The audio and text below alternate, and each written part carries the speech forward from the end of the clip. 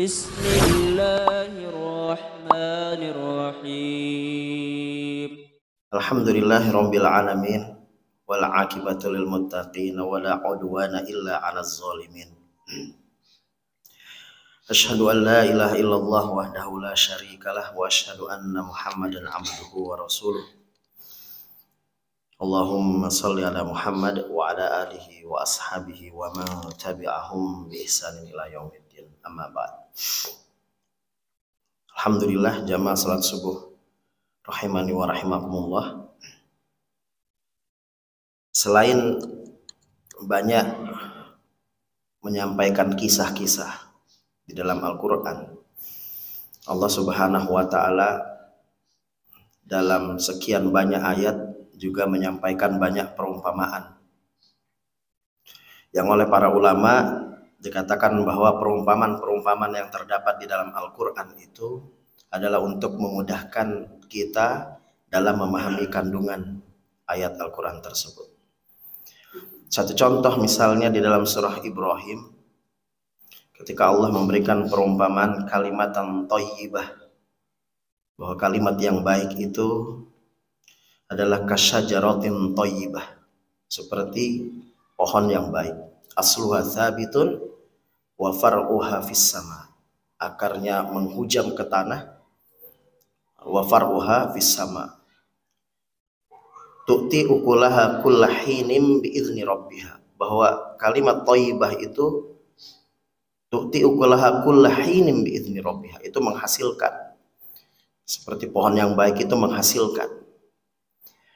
Nah, dibuat perumpamaan itu supaya memang kita memahami bahwa kalimat thayyibah itu seperti pohon yang sangat kuat, akarnya menghujam ke dalam tanah, kemudian far'uha fis sama. Kemudian Allah menutup ayat itu, wa yadribullahul amtsala linnas la'allahum yatadzakkarun. Allah memberikan perumpamaan kalimat thayyibah, kasyajaratin thayyibah kepada manusia supaya manusia itu mudah mengingat Allah Subhanahu wa ta'ala. Di dalam surat Al-Hasyr, ketika Allah memberikan perumpamaan, laula anzalna hadzal qur'ana ala jabalin, sekiranya Quran itu diturunkan kepada gunung, la ra'aitau khashi'am mutasaddiam min khasyiatillah, gunung itu niscaya akan hancur. Nah, ini sebuah perumpamaan betapa Quran yang diemban oleh manusia ini itu amanah yang sangat berat. Bahkan gunung yang sangat kokoh itu aja begitu, lau anzalna hadzal qur'ana ala jabalin, dia akan hancur. Kemudian Allah tutup ayat itu dengan watilkal amsal nadribuha linnas la'allahum yatafakkarun. Perumpamaan itu Allah buat kepada manusia supaya manusia itu mau berfikir. La'allahum yatadzakkarun dan la'allahum yatafakkarun. Artinya ayat-ayat itu disampaikan oleh Allah Subhanahu wa ta'ala dengan perumpamaan supaya kita lebih mudah memahami ayat tersebut. Jamaah salat subuh rahimani wa rahimakumullah, dalam kesempatan yang berbahagia ini, perumpamaan yang ingin kita tadabburi itu terdapat di dalam surat An-Nur.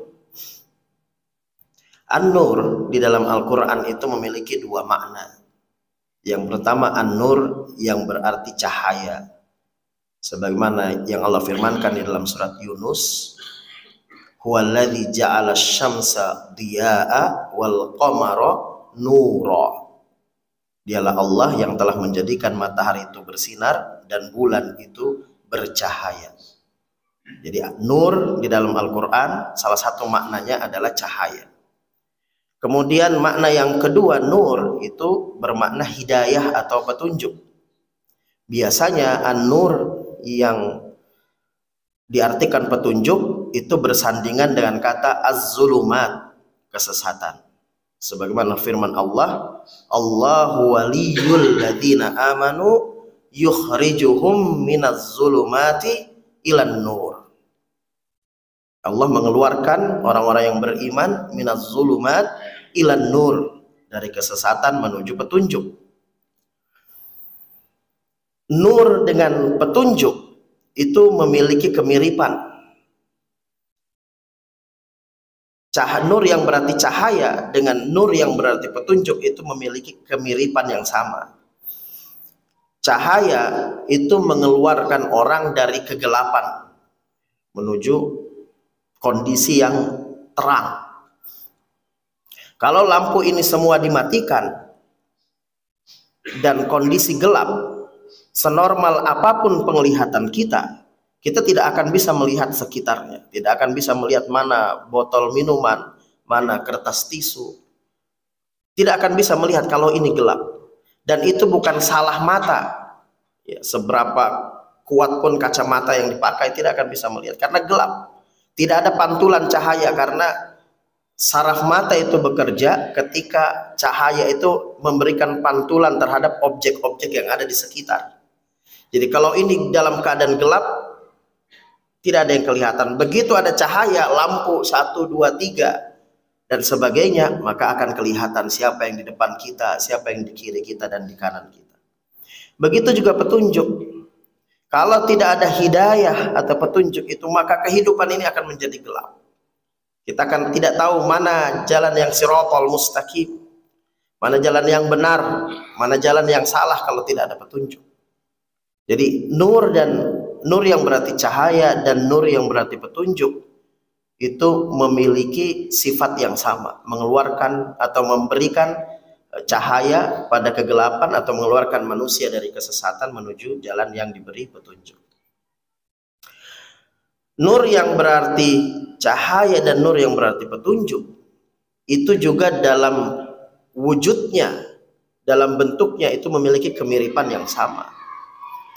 Nur yang berarti cahaya, kalau kita perhatikan lampu-lampu yang ada di dalam ruangan masjid ini, dia bentuknya bisa bermacam-macam. Bentuknya bisa lurus yang seperti ini, bentuknya bisa bundar yang seperti di tengah ini, atau bentuknya bisa yang seperti ini. Dia boleh bermacam-macam, tapi ketika dia dialirkan energi cahaya, maka dia akan mengeluarkan cahaya yang terang sesuai dengan konstruksi ruangan yang ada, berapa banyak cahaya yang diperlukan, dan sesuai dengan bentuknya ini ketika diberikan cahaya. Nur yang berarti petunjuk seperti itu juga sifatnya. Dia tidak mesti harus berada di dalam diri orang-orang yang bergelar ustadz misalnya. Dia bisa kepada orang siapa saja. Kalau Allah berkenan memberikan petunjuk, Allah berikan petunjuk kepada orang-orang tersebut. Bentuknya tidak harus apalagi warna kulit dan sebagainya. Jadi siapa saja bisa mendapatkan petunjuk ketika Allah memberikan petunjuk kepada orang tersebut. Dan cahaya dan petunjuk itu sifatnya sama, dalam istilahnya itu sifatnya iluminatif. Iluminatif itu menyebar. Cahaya itu begitu diberikan energi cahaya, dia akan menyebarkan cahaya itu. Jadi terasa kepada orang-orang yang ada di sekitarnya. Begitu juga petunjuk, ketika orang mendapatkan petunjuk, maka terasa perubahan pada dirinya dan dirasakan oleh orang-orang yang ada di sekitarnya. Ikhwana kaum muslimin jamaah salat subuh rahimani wa rahimakumullah. Perumpamaan yang akan kita tadabburi terdapat di dalam surat An-Nur, dan An-Nur berarti cahaya atau petunjuk. Dan perumpamaan ini Allah berikan kepada orang-orang yang tidak mendapatkan cahaya atau petunjuk itu dalam kehidupannya. Allah berfirman di dalam surat An-Nur ayat yang ke-39, A'udzubillahi minasyaitonirrajim, walladzina kafaru, dan orang-orang yang ingkar kepada Allah Subhanahu wa taala. Walladzina kafaru, kafaru itu artinya menutup. Ada potensi untuk mendapatkan cahaya atau petunjuk itu dari Allah Subhanahu wa taala, tapi ibarat ini lilin atau lampu misalnya, dia mengcover, dia menutup cahaya itu. Dia ingkar kepada Allah Subhanahu wa taala. Walladzina kafaru, dan orang-orang yang ingkar kepada Allah Subhanahu wa taala, orang-orang yang menutup cahaya dari Allah Subhanahu wa taala, petunjuk dari Allah Subhanahu wa taala. A'maluhum, amal perbuatan mereka kasarobin, itu bagaikan fata morgana. Jadi sehebat apapun amalan yang mereka lakukan itu tidak mendapatkan nilai di sisi Allah Subhanahu wa taala. Apakah amalan itu dalam bentuk layanan sosial misalnya, sehebat apapun produk layanan kesehatan yang dibangun oleh orang-orang yang ingkar kepada Allah, dan itu diberikan misalnya dengan layanan gratis tidak berbayar, nilainya tidak mendapatkan nilai apa-apa di sisi Allah Subhanahu wa taala. Itu fata morgana saja. Kasarobin biqiatin, seperti fata morgana biqiatin di tanah yang datar. Jadi seluas tanah datar itu fata morgana semua. Sehebat apapun kemajuan-kemajuan yang dilakukan oleh orang yang ingkar kepada Allah, orang yang menutup cahaya Allah Subhanahu wa taala, tidak ada nilainya di sisi Allah Subhanahu wa taala. Walladzina kafaru a'maluhum kasarobin biqiatin yahsabuhu zam'anu ma'a. Yahsabu zam'anu, orang-orang yang haus, orang-orang yang dahaga itu mengira di sana ada sumber mata air.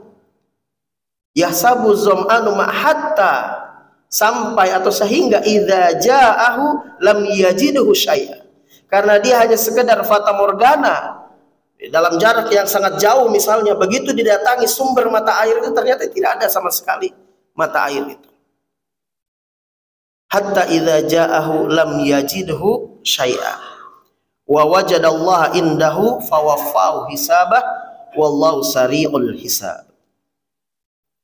Di ayat berikutnya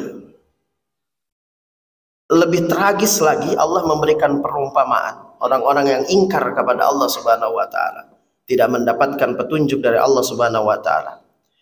Au kazulumatin, atau mereka berada dalam kegelapan.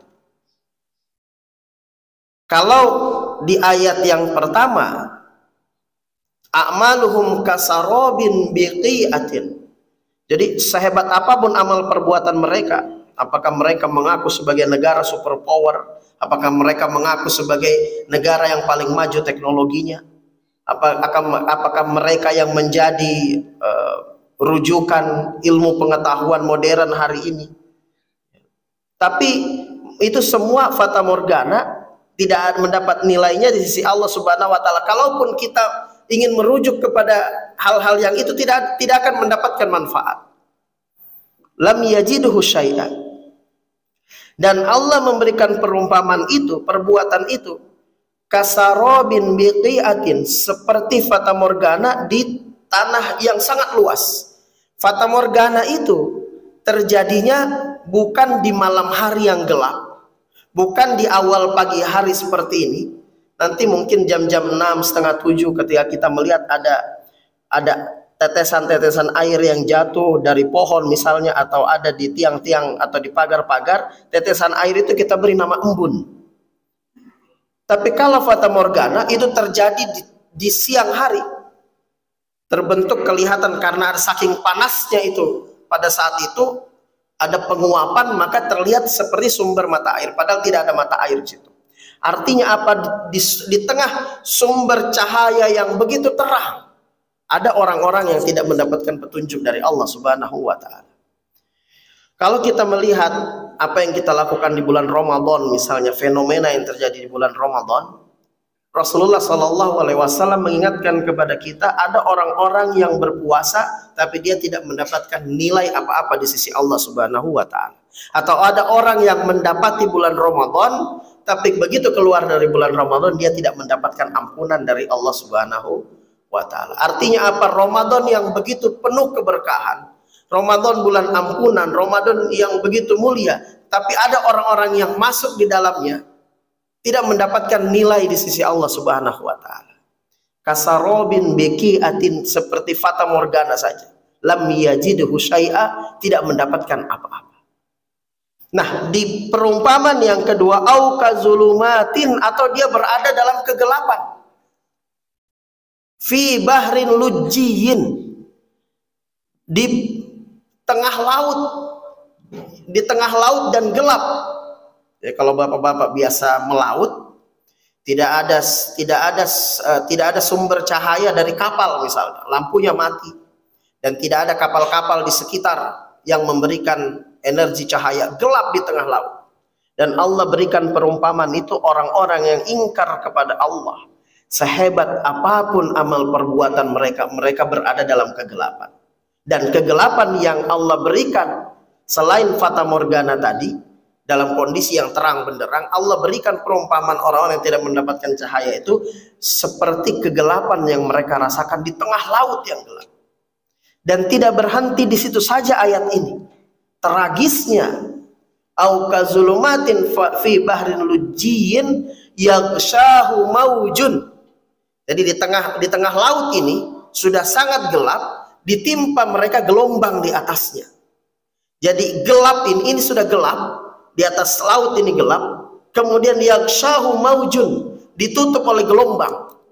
Jadi bisa dibayangkan betapa gelapnya kehidupan mereka. Dan Allah tidak berhenti di situ saja. Yaghshahu maujun min fauqihi maujun. Di atasnya ada lagi gelombang. Jadi gelombangnya datang satu kali dan gelombang lagi di atasnya, menutupi ini kegelapan ini. Dan tidak berhenti di situ saja. Min fauqihi sahabun. Dan di atasnya langit ini sangat gelap.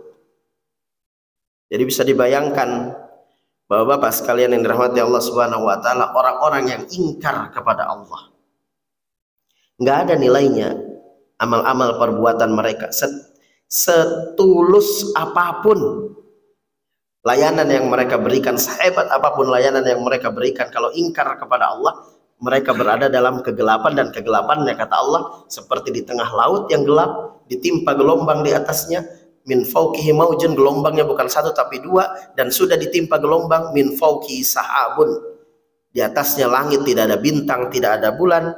Zulumatun ba'duha min ba'd. Betul-betul inilah yang namanya kegelapan, kata Allah Subhanahu wa taala. Kalau di perumpamaan yang pertama misalnya, ada orang, ya mungkin dalam satu keluarga ayahnya seorang ustadz, ayahnya rajin ke masjid, kemudian baca Quran, berbuat baik, tapi keluarganya tidak mendapatkan tetesan cahaya itu. Istrinya tidak mendapatkan tetesan cahaya itu, anaknya tidak mendapatkan tetesan cahaya itu. Atau rumahnya dekat dengan masjid, ia mendengar lantunan azan memanggilnya, tapi karena tidak mendapatkan petunjuk dari Allah Subhanahu wa taala, tinggal di lingkungan yang banyak sekali jamaah berangkat subuh-subuh ke masjid, rumahnya dilewati oleh orang yang berjalan kaki, tapi dilewati, dan karena dia tidak mendapatkan petunjuk dari Allah Subhanahu wa taala, ia melihat orang berangkat ke masjid, ia mendengar ada taklim di situ, ia mendengarkan suara azan dilantunkan oleh Bilal, tapi karena tidak mendapatkan cahaya petunjuk dari Allah Subhanahu wa taala, ia berada dalam kegelapan seperti fata morgana di siang hari tadi. Atau memang ada orang-orang yang tinggal lingkungannya jauh dari masjid, teman-temannya bukan orang-orang yang solih, orang-orang yang sering berbuat maksiat. Kebanggaannya itu ya, saling membanggakan diri kalau semakin banyak terjun ke dalam perbuatan-perbuatan yang tidak diridhai oleh Allah Subhanahu wa taala, berada dalam kegelapan. Tapi Allah Subhanahu wa taala mengatakan di dalam ayat ini, zulumatun ba'duha min ba'd. Gelapnya itu, mereka itu, idza akhraja yadahu, kalau dia mengeluarkan tangannya, lam yakad yaroha, hampir-hampir tidak bisa melihat bagaimana bentuk tangannya itu. Ya, kalau kita lihat ini kan dalam kondisi terang benderang, kita ulurkan tangan kita bisa melihat. Kita bisa melihat posisi tangan kita, di mana telunjuk, di mana jempol, dan lain sebagainya.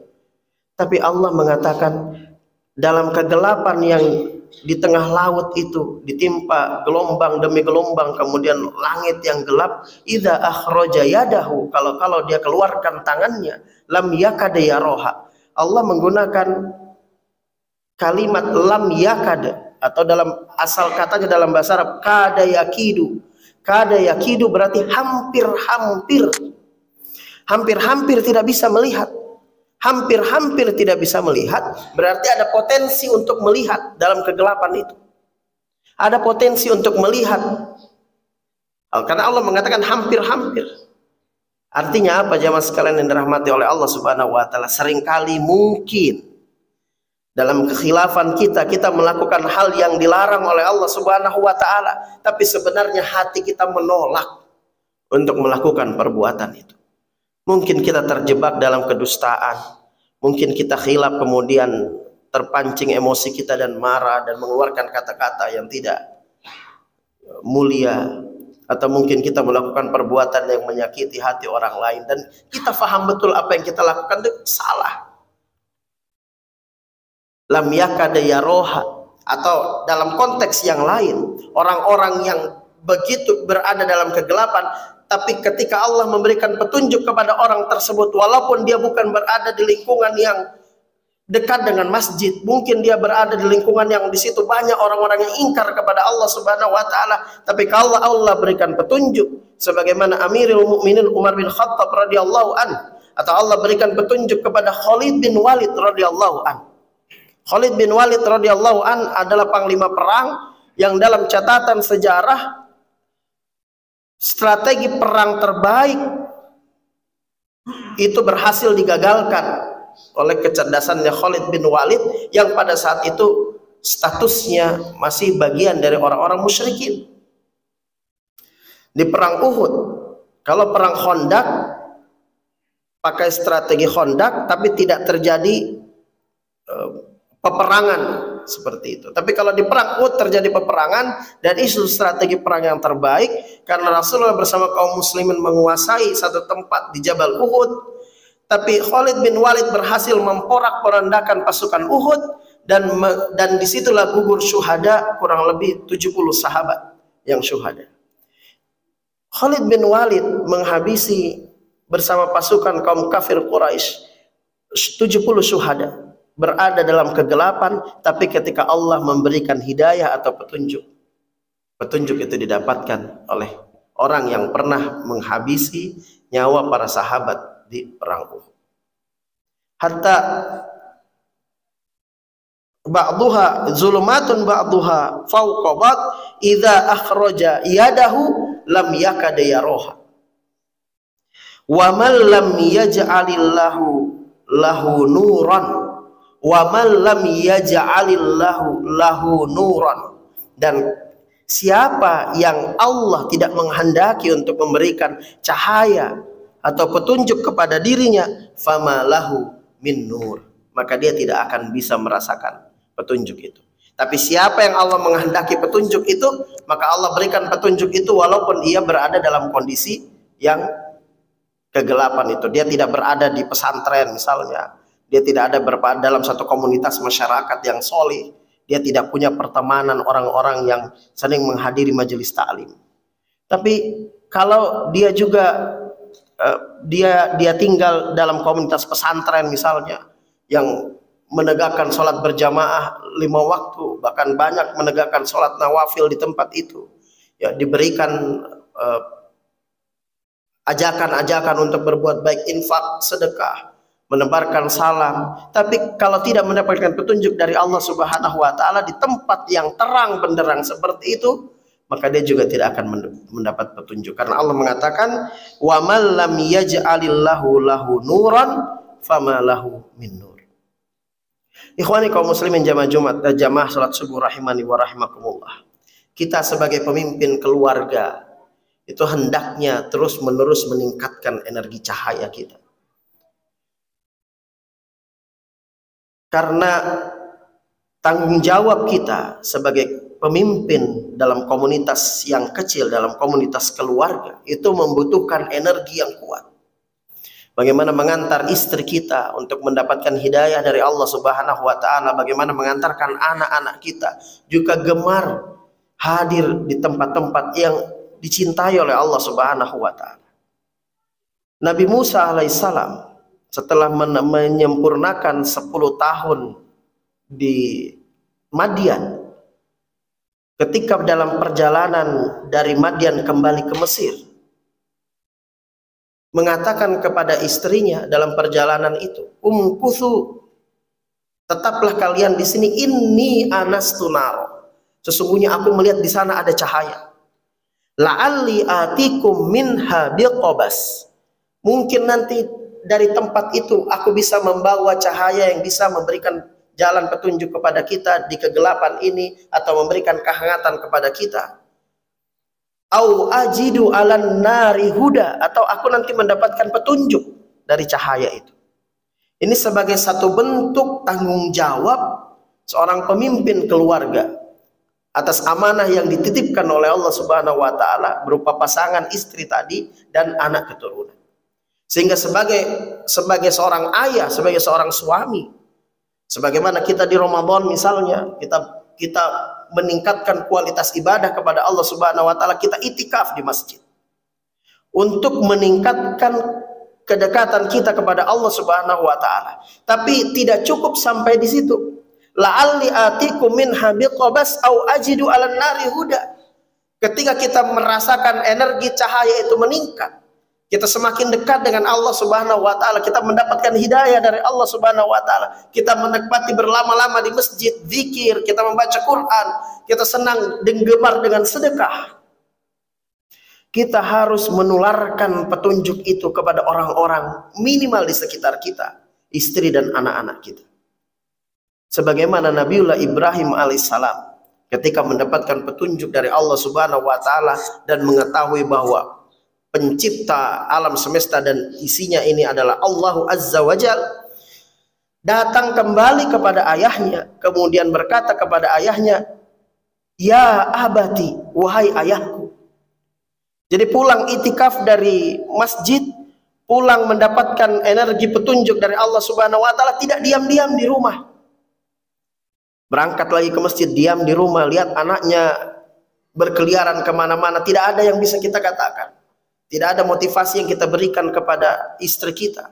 Tidak ada doa yang kita lantunkan kepada anak-anak dan istri kita. Nabiullah Ibrahim ketika mendapatkan hidayah dari Allah Subhanahu wa taala, pulang ke rumahnya, "Ya abati, wahai ayahku, inni qad ja'ani minal ilmi ma lam ya'tika." Ada satu ilmu pengetahuan yang telah datang kepadaku dan itu belum engkau dapatkan. Fattabi'ni. Ikuti aku, wahai ayahku, ahdika siratan sawiyya. Aku akan memberikan petunjuk kepadamu bagaimana apa yang harus kita lakukan untuk mendapatkan jalan mendekatkan diri kepada Allah Subhanahu wa taala. Maka kita yang merasakan betul nikmatnya ini beribadah kepada Allah Subhanahu wa taala, baik ibadah wajib dan aktivitas nawafil lainnya, tidak bisa hanya berdiam diri saja dan tidak membagikan energi cahaya itu kepada orang-orang yang ada di sekitar kita. Orang-orang yang ingkar kepada Allah Subhanahu wa taala tadi, dalam kesesatannya, dalam kegelapannya, sangat gencar mengarahkan manusia-manusia yang lain untuk juga ingkar kepada Allah Subhanahu wa taala. Ada satu buku yang kami baca,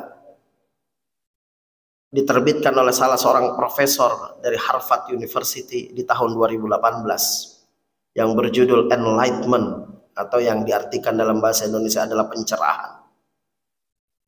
Menurut buku itu, konsep kebahagiaan manusia modern ini sudah luar biasa.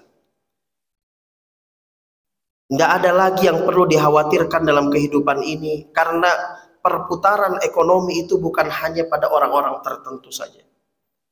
Dengan kemajuan-kemajuan kemudahan hari ini, banyak orang-orang yang mudah meningkatkan taraf hidupnya.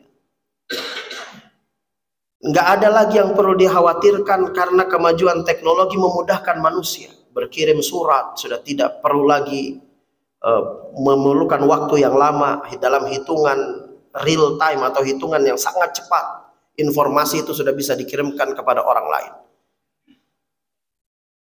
Mengutarakan pendapat atau menyampaikan berita atau informasi tidak harus menunggu sumber-sumber media tertentu. Siapapun bisa memberikan berita-berita itu kepada orang lain.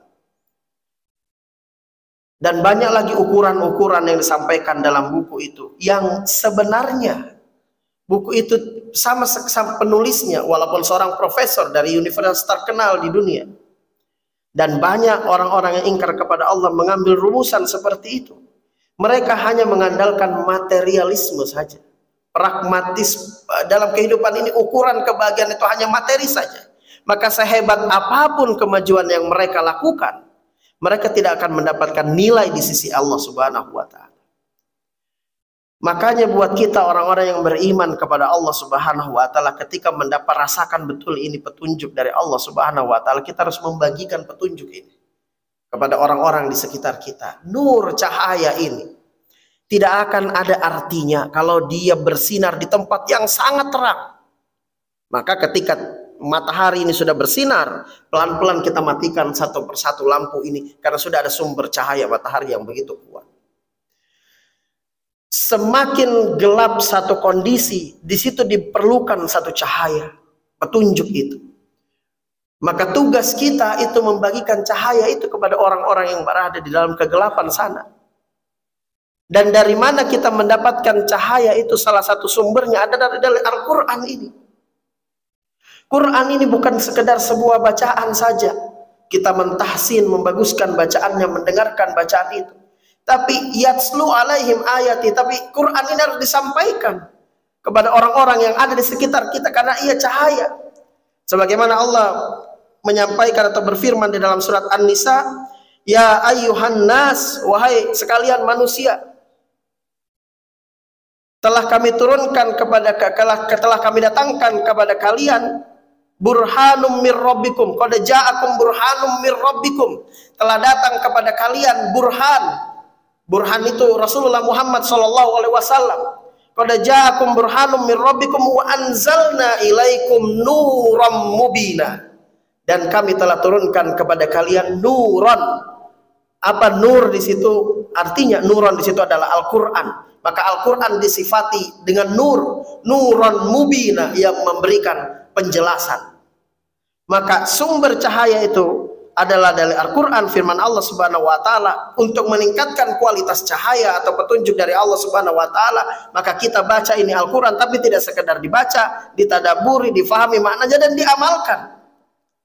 Dan itulah yang masih sangat perlu untuk kita tingkatkan dalam kehidupan ini.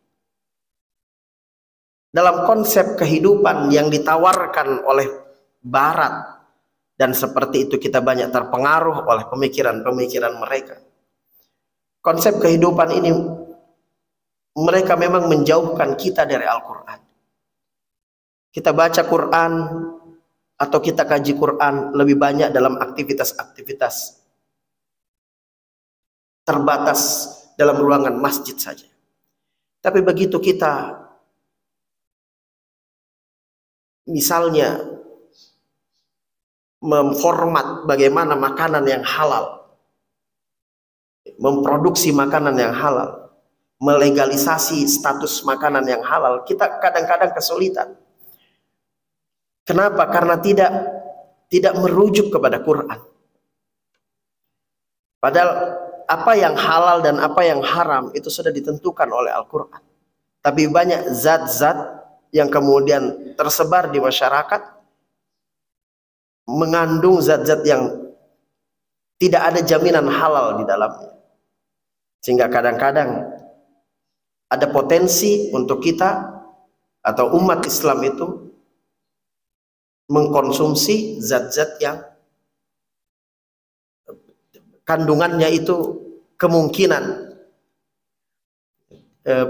mengandung zat yang sebenarnya tidak halal.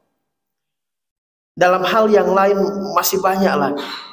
Karena Quran ini tidak menjadi konsep kehidupan. Sehingga jemaah sekalian yang dirahmati oleh Allah Subhanahu wa Ta'ala, untuk meningkatkan kualitas diri kita kepada Allah Subhanahu wa Ta'ala, memang betul-betul harus memahami kandungan Quran ini dan mengamalkannya dalam kehidupan kita. Dan kita ajarkan ini kepada anak-anak kita dan keluarga kita, dan kita ajarkan ini kepada masyarakat, dan kita terapkan dalam kehidupan. Minimal untuk membangun ketahanan keluarga, bagaimana kita seorang ayah itu memang punya visi Quran dalam kehidupan ini. Banyak keluarga ketika ia tidak memahami apa sesungguhnya petunjuk dari Quran untuk membangun keluarga ini, maka rujukannya hanya sifat-sifat yang materialisme saja, menghidupi kebutuhan sandang, pangan, dan papan saja. Bagaimana anak istrinya mendapatkan asupan makanan, bagaimana anak istrinya mendapatkan tempat yang layak, bagaimana kebutuhan pakaian, transportasi, dan lain sebagainya. Padahal sebenarnya kalau kita diamanahkan menjadi pemimpin keluarga, maka hal yang paling utama yang harus kita tegakkan adalah mengantar istri dan anak-anak kita untuk menegakkan sholat. Bayangkan kalau semua keluarga muslim di Balikpapan misalnya, di tempat-tempat, hal yang paling utama itu adalah immakannahum fil ard aqamus sholah. Kalau dia diberi kekuasaan oleh Allah Subhanahu wa Ta'ala, dan Allah sudah memberi kekuasaan kepada kita untuk mengatur rumah tangga kita, hal yang pertama yang ia lakukan adalah aqamus sholah, memastikan bahwa keluarganya di rumah itu menegakkan sholat. Kalau semua keluarga muslim melakukan ini, bisa dipastikan upaya untuk mencerahkan umat itu menjadi satu kekuatan yang dimiliki oleh orang-orang yang beriman kepada Allah Subhanahu wa Ta'ala. Dalam hal yang lain lagi, mengelola keluarga, kemudian memilih teman, kemudian mengatur asupan makanan, kemudian mengatur produk-produk yang lain, semuanya bermuara kepada Quran, maka kehidupan ini akan semakin terang benderang, kehidupan ini akan semakin terasa penuh dengan nilai-nilai Islam, dan akan semakin terasa bahwa kita akan mendapatkan apa yang dikatakan oleh Allah, kalau satu penduduk itu beriman dan bertakwa, maka memang Allah berikan keberkahan kepada penduduk itu. Mudah-mudahan yang sedikit ini bisa memberikan manfaat kepada kita semua. Al-haqqu min rabbika fala takunanna minal mumtarin. Hadanallahu wa iyyakum ajmain. Assalamualaikum warahmatullahi wabarakatuh.